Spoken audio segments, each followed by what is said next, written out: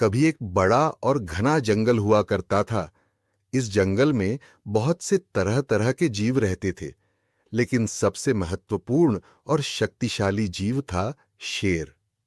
शेर का नाम था सिंहराज।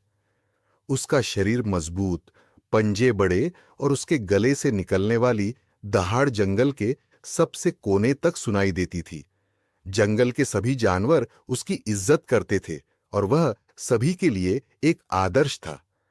सिंहराज अपनी ताकत और साहस के लिए प्रसिद्ध था, लेकिन उसमें एक अद्वितीय गुण था। वह दयालु और समझदार था। वह न केवल अपने जंगल के जानवरों के साथ दोस्ताना व्यवहार करता था, बल्कि अन्य जंगलों के जानवरों की भी मदद करता था। लेकिन उसके जंगल में आपस में सब लड़ते रहते थे। सिंहराज को ये पसंद नहीं था। वो चाहता था कि उसके जंगल में सब शांति से रहे।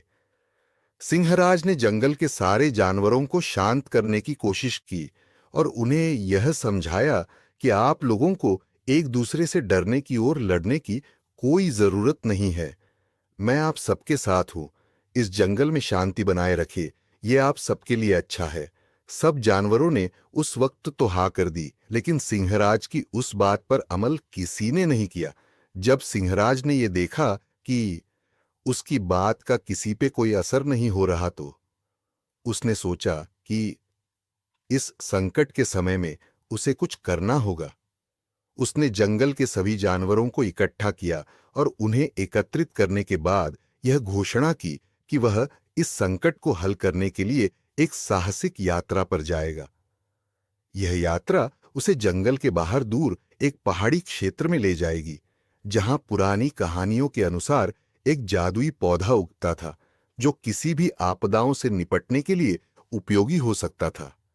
सिंहराज का यह साहसिक निर्णय केवल जंगल के जानवरों के लिए नहीं, बल्कि उसके पूरे जंगल के लिए महत्वपूर्ण था।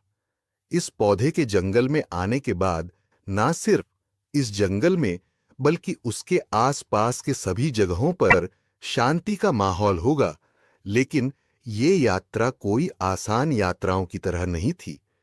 वो बहुत लंबी और थका देने वाली यात्रा थी। इसलिए सिंहराज ने अपनी यात्रा शुरू करने से पहले अपने सबसे विश्वसनीय दोस्त हाथी बबलू से मदद मांगी। बबलू का विशाल शरीर था और उसकी ताकत जंगल में किसी से भी कम नहीं थी। वह सिंहराज का परम मित्र था और हमेशा उसकी सहायता करता था। दोनों दोस्त एक साथ उस पहाड़ी क्षेत्र की ओर चल पड़े, जहां जादुई पौधा स्थित था। रास्ते में उन्होंने कई चुनौतियों का सामना किया। पहले तो उन्हें एक घने जंगल से गुजरना पड़ा, जहां के बारे में उन्हें कुछ पता नहीं था, लेकिन सिंहराज और बबलू ने मिलकर यह रास्ता पार किया। इसके बाद एक विशाल नदी आई।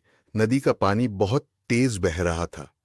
सिंहराज ने बबलू से कहा, हमारी यात्रा तभी सफल होगी जब हम हर चुनौती का सामना करेंगे।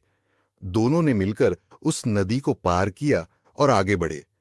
बड़े बड़े जंगलों को पार करते हुए कई महीनों की यात्रा के बाद अंत में वे उस पहाड़ी क्षेत्र में पहुंचे, जहां जादुई पौधा था।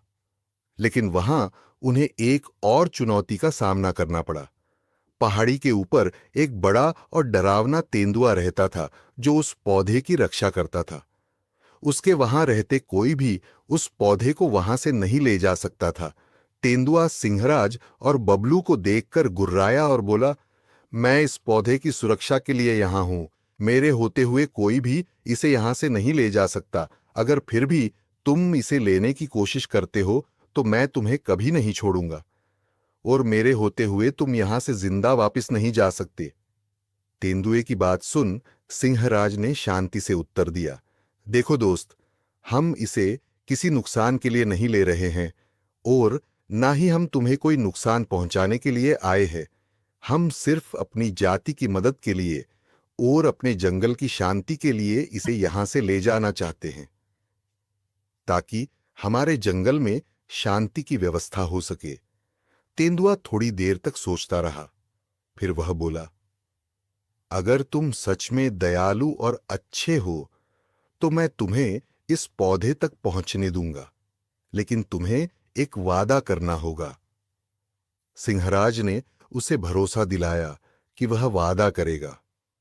तेंदुआ बोला, जब ये पौधा बड़ा हो जाए तो तुम इसके बीज दूसरी जगहों पर भी लगाओगे, ताकि तुम्हारे जंगल की तरह ही सब जगह शांति बनी रहे। और तुम्हें जंगल में सभी जानवरों को यह समझाना होगा कि हिंसा नहीं, बल्कि शांति और समझदारी से ही संकटों का हल निकाला जा सकता है। सिंहराज ने उसकी शर्त स्वीकार कर ली। वह और बबलू हाथी जादुई पौधे के पास पहुंचे और तेंदुए ने उन्हें उसे ले जाने दिया। सिंहराज और बबलू उस पौधे को लेकर जंगल वापस लौटे। उन्होंने पूरे जंगल को एकत्रित किया और पौधे का महत्व समझाया। सिंहराज ने सभी को बताया कि यदि हम किसी भी कठिनाई का सामना करते हैं तो हमें धैर्य और समझदारी से काम लेना चाहिए। केवल हिंसा और घबराहट से कोई समाधान नहीं निकलता। इस यात्रा ने केवल जंगल में शांति स्थापित की, बल्कि सभी जानवरों को यह सिखाया कि एकता और समझदारी के साथ कोई भी संकट हल किया जा सकता है। सिंहराज की साहसिक यात्रा ने उसे जंगल का सबसे बड़ा और सम्मानित नेता बना दिया, और अब सब जानवर मिलकर रहने लगे। दोस्तों, कहानी अच्छी लगी हो तो इसे लाइक करें, शेयर करें और चैनल को सब्सक्राइब जरूर करें। धन्यवाद।